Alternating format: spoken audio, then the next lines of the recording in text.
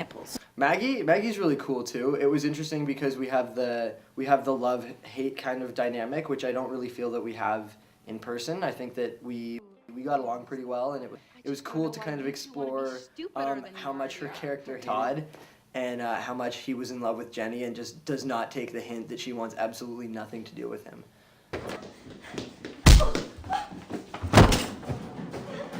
Who's an awesome guidance counselor? Oh, Chris. Chris is absolutely hilarious to work with. I had to shoot most of my scenes with him. When it was my coverage, like when they're on me, I'd have to, he would just be looking away, not doing anything because he'd make me laugh too much. And then similarly with him, when we were on his foot, I just couldn't look at him, so I would just do this and I'd be like, yeah, so Mr. Murphy, how, you know, that kind of thing. You kids sure know how to party, man. I haven't seen this much blood since that kid bled out his ass this morning. Jason is, besides the fact that he's absolutely hilarious and quite a presence on set, he's extremely gracious, and he is constantly like, a lot of people initially just tuned into the show for him. And he would always take that attention and focus it on the show as opposed to taking it and focusing it on himself. So he's an incredibly gracious guy, and he's actually, I don't know why I said he's very professional on set. Aside from his showing me his genitalia a couple times, he's great. I mean, it was like if my 12-year-old, 13-year-old self knew that I was going to be working with Jason Mewes, I would have had a heart attack. And I remember the first day he came to set, I just looked at him and I was like, because it was one of my childhood heroes. Suck it! Where did I get the inspiration to play Todd? The voice is just my voice a little bit higher and nasalier, like that. I don't know, when I read the lines, I didn't hear it in my voice, I heard it in that kind of voice. Monsters leg.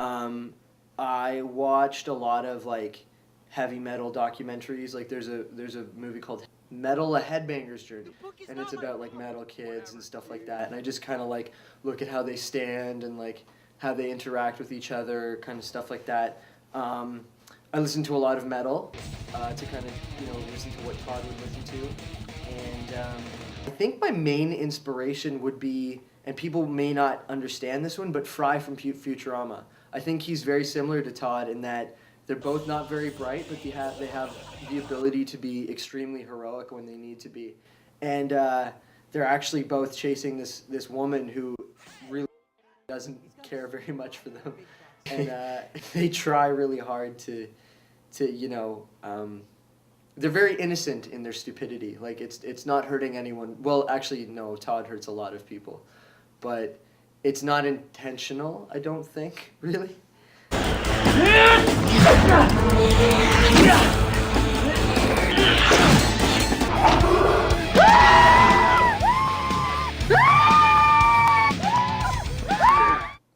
Working with the monsters was really cool because you have actual things that you get to react to. So like instead of like CG thing being like, okay, react, and you're like, it's a monster, and that was horrible acting, by the way. But you would have like the little homunculus or whatever, which I thought was absolutely disgusting, and everyone says it looks like me, and I wasn't happy with that because it's really, really gross. I also liked the grossest thing I did would be there's a million things, like they threw this like 10-pound rubber placenta at my face, and it just like cracked me in the face, and it really hurt actually. But it was covered in slime, and I had to deliver a baby in one scene, which was also all slimy and gross and just. What's with the frying pan? When I want to grease my piece, I go obese. He'll be back. Just like German herpes! Oh, it's hard. I don't know. I don't think I have a single favorite. I really like. I like the first one a lot. I think it's a really good way to start off the series. It kind of kicks it off with a bang. Or a head bang. Give us some I really liked the musical episode, which was episode 11. Art is pain. There can be no art without the risk of mutilation or death. And I really enjoy 12 and 13 kind of together as a package. I think it really wraps up the season really well and leaves a lot open for second season. And yeah, it's pretty epic. What do you mean he's on sabbatical? Didn't you use the frying pan? I just need to take a measurement of your crotch. What the hell are you doing? No time to talk. We're on the hunt for the book. It's totally okay if you have a small penis. I'm breaking up with you. I didn't even know that we were going out. Based on your recent aptitude test, you are best suited to be awesome monster slayer. Do I look like a superhero? Yeah. Mr. House, that was a clip appearing on the Journal. Wouldn't you agree?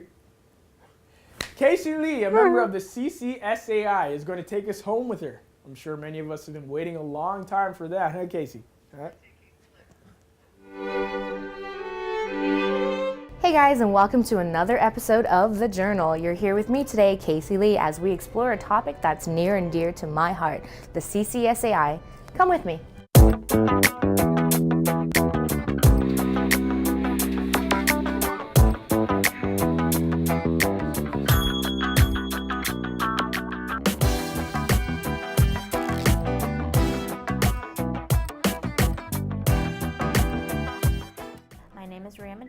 I am the media coordinator for the Centennial College Student Association.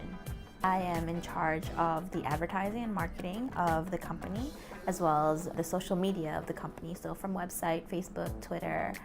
CCSAI is sworn to students because it offers them a wide variety of services that they can accommodate with their day-to-day education needs, as well as a positive social experience within the campus. Centennial College is not just education, we also give them the overall social experience as a college student.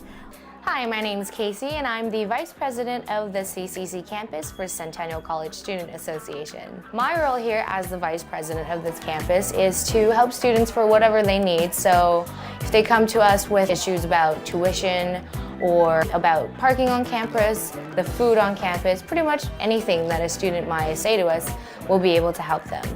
Our role here is to help them in their student life. So whatever they need, whether it's joining clubs and helping out with different groups, organizations, we definitely cover that. I've been working at the Centennial College Student Association for an entire term now. What I really love about this job is the fact that I get to meet new students all the time and I'm able to help them, which makes their life better. And I think everybody needs a little help in college. On a monthly basis, we have Video Game Tuesdays where we had multi-players come and do a video game tournament. So it was a great event and I got to meet a lot of new students, especially in the gaming program here. We have health coverage in that they can come to us and talk to us about it. Everybody who pays tuition fees is automatically enrolled into it. I've been able to meet a lot of wonderful people by being a part of the Student Association, and I think that it's just a great way to meet new people. My name is Jeff Van Horn and I'm the AV coordinator for the Centennial College Student Association. CCSAI is here to help the students. We're here for the students. We have advocates that if you want a grade appeal, you go to them, they will help you. We have board members at each campus. Everybody's spoken for and nobody's left out. The reason why the advocates are important is because it's students talking to students. We basically are the voice for the students when they don't have the opportunity to speak. We are there to just guide them and put them in the right direction. The CCSAI will be around for a lot longer because as long as there is a college, there'll be students and students that need help. The Centennial College Student Association really does need to exist, and hopefully it will exist for a really long time because of the fact that students need somewhere to go to hang out, a place where they can get subsidized for insurance. So who else is going to do that but us? At the end of the day, it's us who's here to help you. Great job for Casey for that piece, and as the Vice President for the CCSAI. I'm sure she really loves herself. Changing pace now, we have Ryan Sisson, he's a very insensitive man. But I'm over it. Profiling a comedic rap artist. Let's check it out.